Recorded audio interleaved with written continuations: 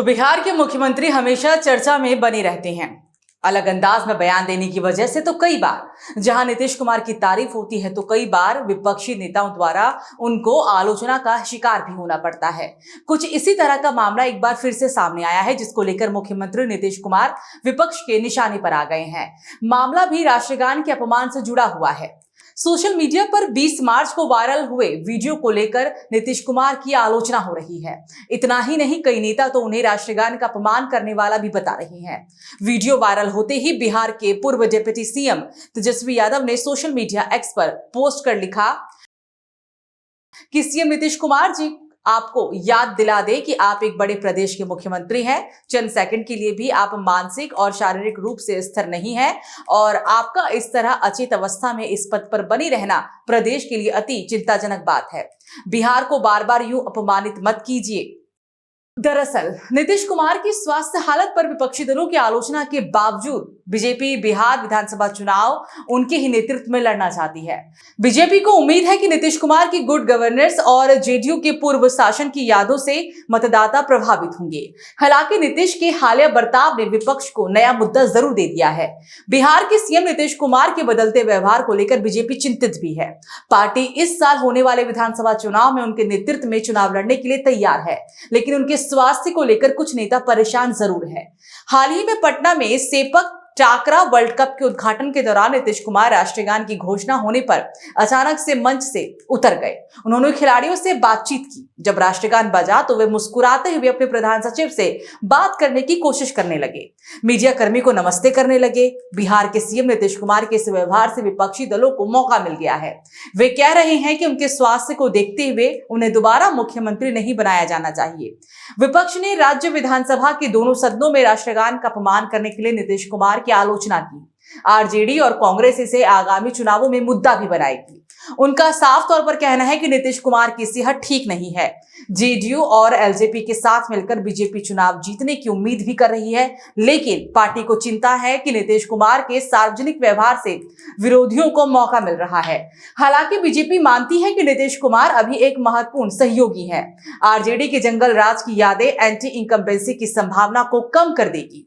नीतीश कुमार को अच्छे प्रशासन और बेहतर प्रदर्शन का श्रेय भी दिया जाता है। बीजेपी के नेताओं को यह भी लगता है कि इससे गठबंधन को एक और कार्यकाल जीतने में मदद मिलेगी। पिछले कुछ समय से नीतीश कुमार का व्यवहार स्थिर भी नहीं रहा है। कुछ ऐसे भी दिन रहे हैं जब कोई गलती नहीं हुई और वे नियंत्रण में भी दिखे, जैसे कि उनकी प्रगति यात्रा के दौरान। लेकिन कुछ दिन ऐसे भी रहे हैं जब उन्होंने ऐसा व्यवहार किया कि उनके विरोधियों ने उनकी आलोचना की और उनके समर्थकों को उनका बचाव करना भी मुश्किल पड़ गया। एक बीजेपी कार्यकर्ता ने कहा कि हमें उम्मीद है कि नीतीश कुमार अपने इन आदतों पर काबू पा लेंगे। नीतीश कुमार की फिटनेस पर विपक्ष के सवालों पर बीजेपी प्रवक्ता संबित पात्रा कहते हैं कि किसी नेता के स्वास्थ्य पर टिप्पणी करना उचित नहीं होगा। उन्होंने कहा कि राजनीतिक फिटनेस के बारे में बात की जा सकती है और हर कोई जानता है कि सबसे राजनीतिक रूप से अनफिट नेता कौन है। उन्होंने कांग्रेस के राहुल गांधी पर भी कटाक्ष किया। तो वहीं बीते दिनों कांग्रेस ने बिहार की सरकार बदलने की मांग करते हुए कहा कि 20 साल के एनडीए शासन के बाद राज्य की आर्थिक स्थिति खराब हो गई है और सीएम नीतीश कुमार की बिगड़ती सेहत भी चिंता का विषय है। पटना में प्रेस कॉन्फ्रेंस के दौरान कांग्रेस के मीडिया और प्रचार प्रमुख पवन खेड़ा ने कहा कि बिहार की आर्थिक स्थिति और मुख्यमंत्री की बिगड़ती सेहत गंभीर चिंता का विषय है। हम उनकी अच्छी सेहत की कामना करते हैं, लेकिन बिहार की वर्तमान स्थिति कई गंभीर सवाल भी खड़े करती है। क्या एक अस्वस्थ मुख्यमंत्री के नेतृत्व में बिहार सुरक्षित है? उन्होंने दावा किया कि जब तक नीतीश कुमार महागठबंधन में थे तब तक उनकी सेहत ठीक थी, लेकिन बीजेपी के साथ जाने के बाद उनकी हालत बिगड़ गई। कुल मिलाकर नीतीश कुमार के बदलते व्यवहार ने बिहार की राजनीति में हलचल मचा दी है। बीजेपी चिंतित है, विपक्ष हमलावर है और नीतीश कुमार को अपने व्यवहार को सुधारने की चुनौती है। नीतीश कुमार का मंच से उतरना और राष्ट्रगान के समय अजीब व्यवहार करना विपक्ष को एक बड़ा मुद्दा मिल गया है। आरजेडी और कांग्रेस इसे चुनाव में भुनाने की भी कोशिश कर रही है। वे जनता को यह बताने की कोशिश कर रही हैं कि नीतीश कुमार अब सरकार चलाने के लिए फिट नहीं है।